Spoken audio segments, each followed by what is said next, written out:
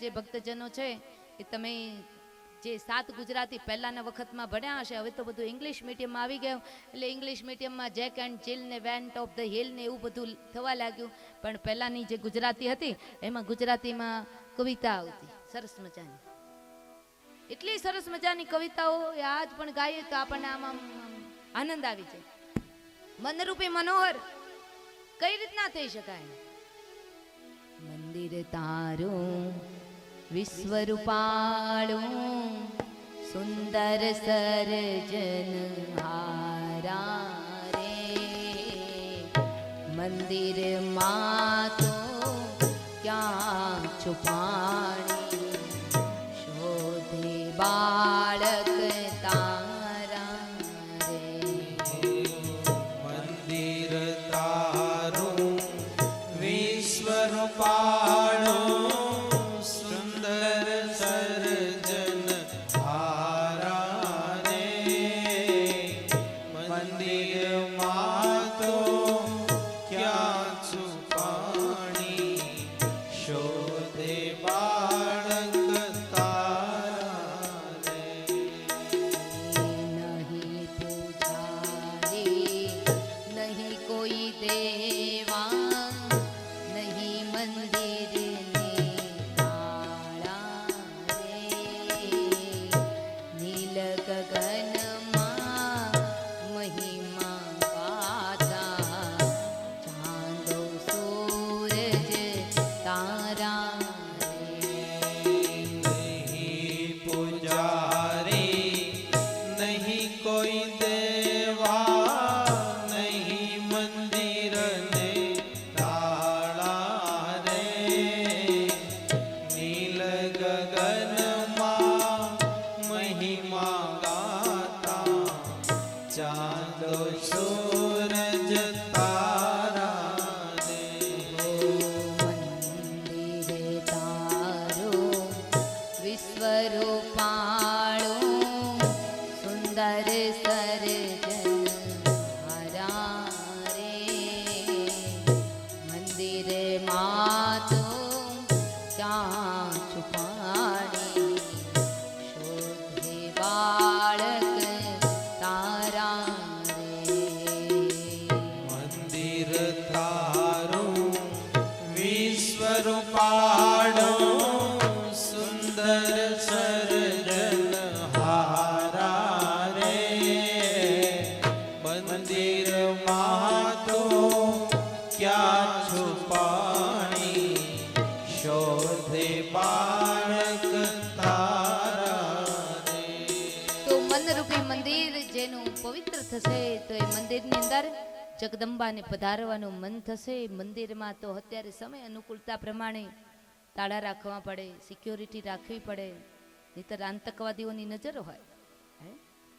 પણ આ જે દેહરૂપી મંદિર છે એ મંદિરમાં કોઈ તાળું નથી, કોઈ ચાવી નથી, છતાં એ મંદિરના હૃદય આંગણે માં જગદંબા રમવા માટે તૈયાર છે, પધારવા માટે તૈયાર છે. પણ એ મંદિર હૃદય મંદિર જ્યારે વિશુદ્ધ બને, પવિત્ર બને, ચોખ્ખું બને ત્યારે હૃદય મંદિરની અંદર માં અવશ્ય બિરાજે. આ વાતનું પ્રતિપાદન કરતું આ શ્લોક છે અને પ્રમાણ આપી દીધું સુત પુરાણી મહારાજે કે જેનું મનરૂપી મંદિર મનોહર બને એમના હૃદય મંદિરમાં માં પધારે.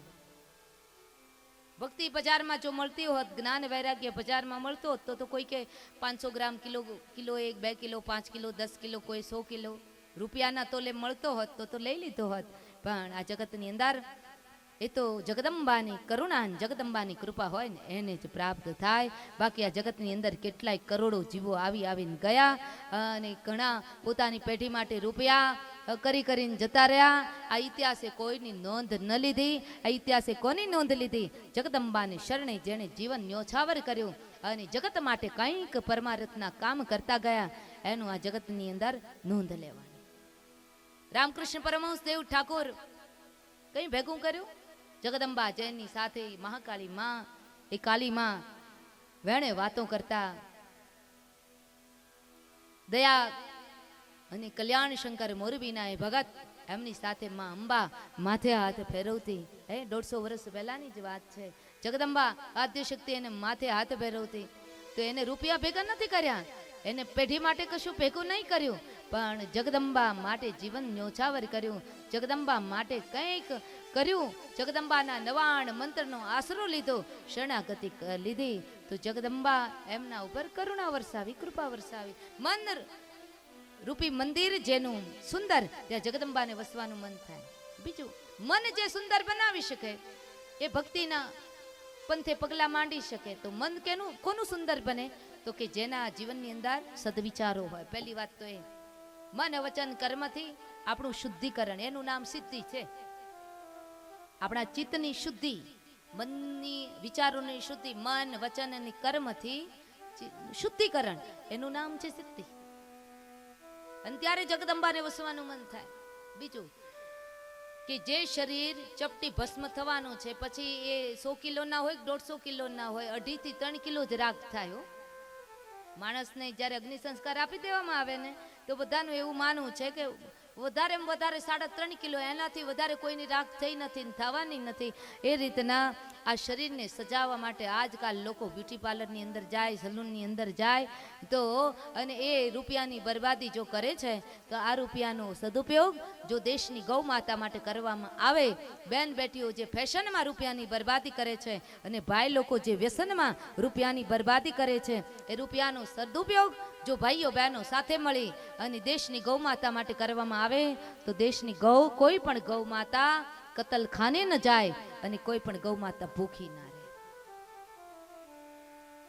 હું તો અત્યાર સુધી એમ જ કહેતી હતી, મારી બેન બેટીઓ દીકરીઓ, કે 5,000 નો અંબોડો વળાવે છે, પણ હમણાં સુરતમાં પરમ દિવસે જ કથા પૂર્ણ કરી, સુરતમાં મને ખબર પડી કે 11 લાખની દુલ્હન સજાવે.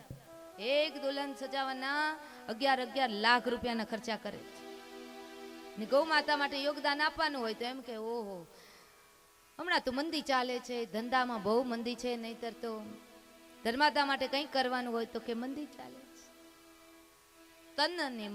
તનને સુંદર બનાવવું હોય તો બેન બેટીઓ ક્યાં જાય? Beauty parlour. મનને સુંદર બનાવવું હોય તો ક્યાં જાય? તો કે જે જગદંબાના સાનિધ્યમાં જગદંબાનું ગુણાનું વાદન ગવાતું હોય, ત્યાં જે કોઈ માય ભક્ત આવે તો મનરૂપી મંદિર શુદ્ધ બને, વિશુદ્ધ બને, અને મનનું શુદ્ધિકરણ, એનું નામ છે શુદ્ધિકરણ. એટલે ઘડાને એમ તો હોય કે આજે તો હજી દેવી ભાગવત કથાનો પહેલો દિવસ છે, એટલે આજે શું જઈએ, પણ આજે જે કથા હોય છે આવતીકાલે નથી હોતી. અને દેવી ભાગવતજીનો એક ક્રમ છે, પહેલા દિવસની કથા સાંભળીને છેક છેલ્લા સુધી શ્રવણ કરીએ ને, તો એમાં જે કોઈ રૂકાવટ ના આવે, એ કથા શ્રવણ કરવાની બહુ મજા આવે, આનંદ આવે.